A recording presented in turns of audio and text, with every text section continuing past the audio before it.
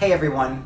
Do you need some attractive cookies for a holiday party, but you don't have the artistic ability or the time to spend 45 minutes decorating one sugar cookie?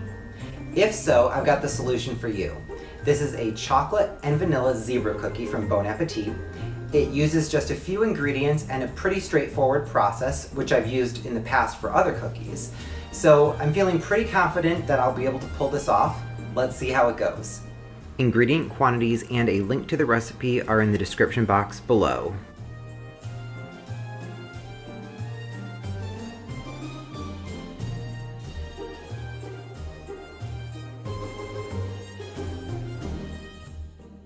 Alright, so since we have two different doughs to make, I've got two bowls to portion out my dry ingredients.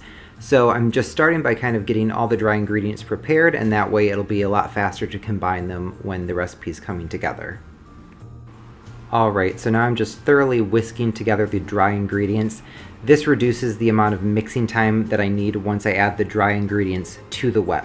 So now in the bowl of my stand mixer, I'm putting together all the wet ingredients. I'm going to mix this with the paddle attachment for about 4 minutes. This is really just a standard creaming method for the butter, so you're just looking for it to become lighter and pale and look a little bit fluffy. So about 4 minutes should do it.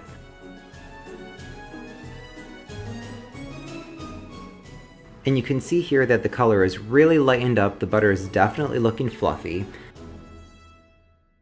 So now I'm just going to turn the mixer off, separate my egg, and add the egg yolk in. You can save that white for an omelet or something, and then adding in the vanilla extract as well.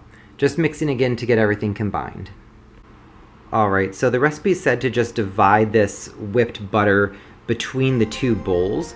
That made me a little bit nervous, so I just wanted to weigh it out and get a precise weight so that I could divide it, exactly evenly. So I'm leaving the chocolate bowl off to the side, adding the whipped butter back into the bowl of my stand mixer, and then adding the flour from my vanilla bowl. Just mixing to get the flour incorporated. You don't want to overwork this since it's a shortbread. Overworking it would mean that it's no longer short, so avoid doing that. And now I'm just going to put this dough off to the side and then repeat the entire process for the chocolate dough. As you're mixing this, you're going to notice that it is much firmer than a chocolate chip cookie dough or even a sugar cookie dough. So don't be alarmed by that. I was a little caught off guard since I haven't made shortbread recently. It was much thicker than what I was expecting. Alright, so this is the fun part, making the cookie dough logs. So I'm being very neat with mine, probably neater than I needed to be honest. The only thing that really matters is that the overall dimensions are 2 inches by 6 inches, and that you're getting really good contact between the chocolate and vanilla layers. Now you want to roll this up in the paper, and as you roll it, it's going to expand to be about 8 inches long. So the overall circumference is going to decrease to about 1.5 inches. Chill this for a couple hours. I put mine in the freezer, and that did not work out well for me. So I would say put this in the refrigerator. If you freeze it, it's going to be much, much too hard to cut.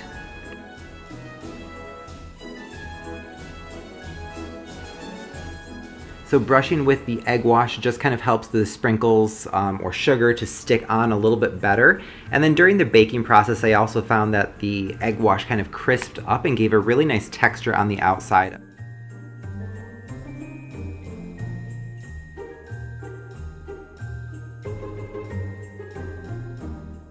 And after cooling, this is the finished product.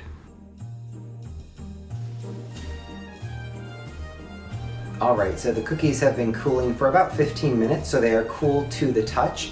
And this is how they look. There's a nice definition between the colors, and they're nice and crispy on the outside, not a lot of color on the bottom.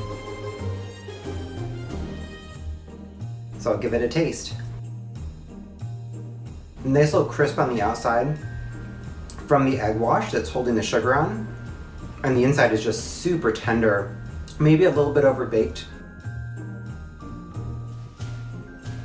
Okay, so overall kind of mixed results for me with this cookie. From a flavor perspective, it was definitely spot on. It was exactly what I was looking for. Where I did have some opportunities was on kind of the texture and the baking of the cookie itself. So I overbaked these by probably 1 to 2 minutes.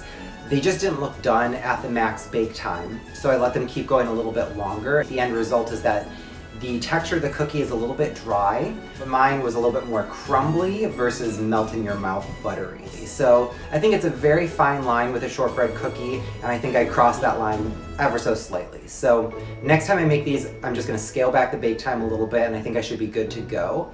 This is an extremely low risk recipe. All of the ingredients are kind of regular baking items, so you should probably have them all on hand.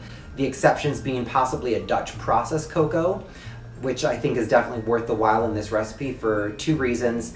First, Dutch processed cocoa has that darker, kind of blacker color, which is really nice in the zebra cookie. It gives the contrast. And secondly, Dutch processed cocoa has a deeper, richer flavor versus kind of the brighter, floral, regular cocoa. So it is worth finding.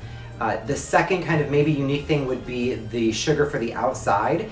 You could use sprinkles or just regular granulated sugar if you don't have any kind of specialty decorative sugar though, so that's not a mandatory.